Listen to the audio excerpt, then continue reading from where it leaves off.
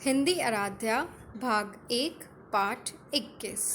आओ पौधा लगाएं। दीपू बहुत नटखट है। वह नित नए प्रश्न पूछता रहता है। नित का मतलब होता है हमेशा और प्रश्न यानी सवाल। रामू उनका माली है। एक दिन सुबह वह अपने बगीचे में गया। वहाँ रामू काका खुरपी से कुछ कर रहे थे। वह जाकर उनसे बातें करने लगा।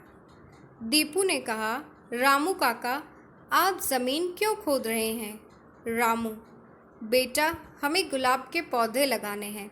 इसके लिए मैं क्यारी तैयार कर रहा हूँ।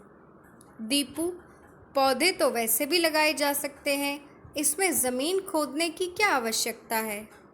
रामू, दीपू बेटा, हमें बीज बोने या कोई पौधा लगाने से पहले ज़मीन को तैयार करना पड़ता है। यहाँ पर आवश्यकता का मतलब है ज़रूरत और क्यारी का मतलब है जिस जगह पर पेड़ पौधों को बोया जाता है वो।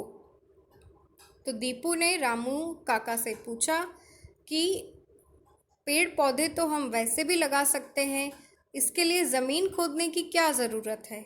तो रामू ने कहा कि बेटा, बीज बोने या पौधा लगाने से पहले ज़मीन को तैयार करना पड़ता है।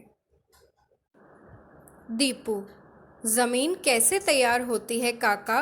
रामू, ज़मीन को तैयार करने के लिए हम उसे अच्छी प्रकार साफ़ कर लेते हैं।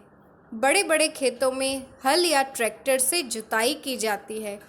छोटी क्यारियों को खुरपी या फावड़े से खोदा जाता है।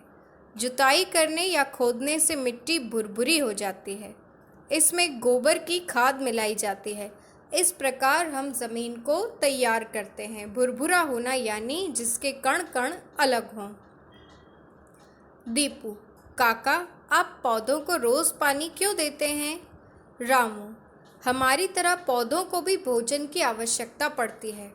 पौधे अपना भोजन भूमि से प्राप्त करते हैं। पौधे जड़ों द्वारा पानी लेते हैं, तब यह भोजन के रूप में पौधों में चला जाता है।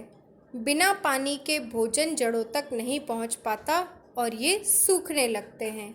तभी पिताजी आ जाते हैं। दीपू उनके पास चला जाता है।